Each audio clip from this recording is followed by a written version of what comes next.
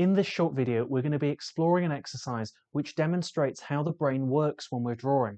We're also going to learn how to take better control of that process when we're drawing to improve the way that we draw.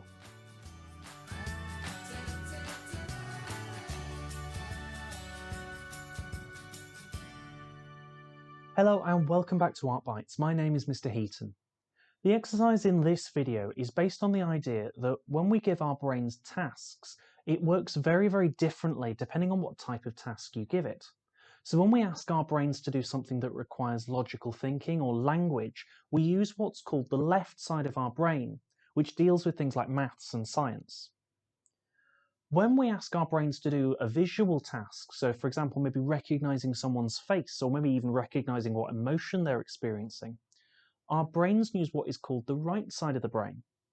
Now, we used to think that the left side was quite literally on the left and the right side was quite literally on the right, but we now know that it's a little bit more complicated than that and things kind of cross over. However, we can still refer to them as the left and the right brain. So when we're drawing, the left brain likes to take control. It's very useful in our day-to-day life, but it likes to take control. The problem is that the left brain is rubbish at drawing. It's not designed for visual information. When we use the right side of the brain when we're drawing, it's much easier to create good drawings. And thankfully, there is a trick. We can train our brains to recognize when we're using the right side of the brain and to use it when we want. Okay, for this challenge, you're going to need a copy of this image. I've put a link to it down in the description below. You're also going to need something to draw with. A pencil will do just fine, but anything will do, and something to draw on. This image, as you've probably already realised, is an optical illusion. You can either see a vase down the centre, or you can see two people facing each other. What we're going to do is we're going to use only one half of this image. So it's going to be the half opposite your drawing hand. So I'm left-handed, as you can see, so I'm going to draw the right-hand side first. And that's because I'm going to draw both sides, but I want to draw this side first because then I won't cover it up when I come around to draw the other side. You might also want a ruler, but that's not essential. You can do this without a ruler. So I'm going to start by drawing a horizontal line at the top and bottom of my paper to kind of mark out how big I'm going to make this. And then what I'm going to do is I'm just going to start up here. What I'd like you to do whilst you're drawing this, I want you to name each part. Try and name it out loud if you're feeling brave. For example, I'm going to start up here at the top of the head.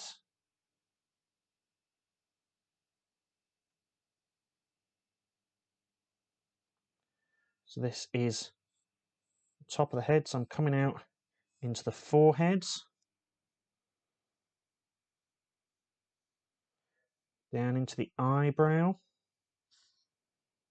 into the eye,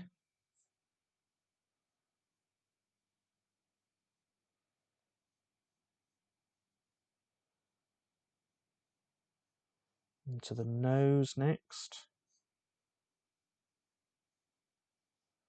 And I'm looking back and forth regularly to try and make sure that I'm getting this right, and it's all right at the moment. I'm coming down now into the bottom lip, into the top lip, sorry, down into the mouth,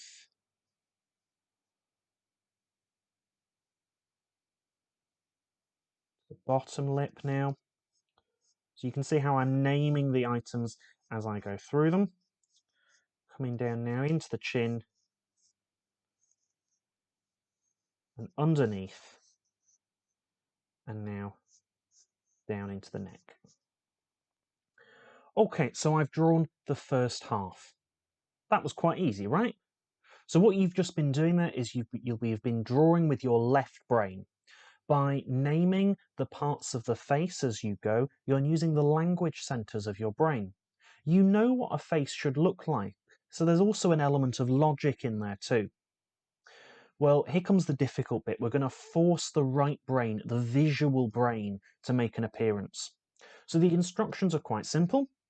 You're going to start drawing the other half of the drawing, and complete that symmetrical vase and that other face.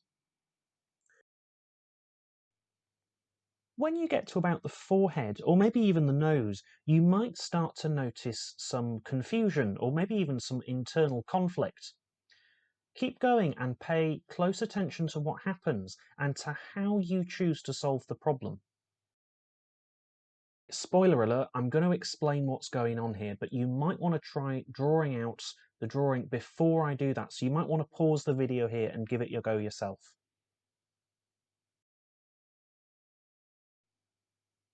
There are so many ways to solve this, which is why I'm not going to show you what I did. Some of you will have stopped as soon as you felt the confusion. Some of you may have even completely frozen and felt paralyzed, unable to decide what to do next. The confusion or difficulty that you experienced was the switch from the logical left brain to the visual right brain. When you were naming those facial features, you were activating the left brain because it deals with language and symbols. I then gave you a task that can only be done with the visual right brain. That sense of conflict or confusion that most people experience is the struggle to shift from that left brain to right brain mode. You may have tried to solve this by giving yourself some instructions, like, don't think about the face at all, just focus on that vase in the middle. Some of you might have tried to make yourself a sort of a dot to dot to kind of mark out where you needed to go and working out how far apart the nose was and how far apart the eyebrows were, for example. Whatever method you used, I suggest that you take this time to write it down somewhere. You could even let me know in the comments below. The main thing we want to learn from this is that in order to draw something that we can see, we have to make this mental shift from our left brain mode with its symbols and language and logic, and instead use the right side of our brains.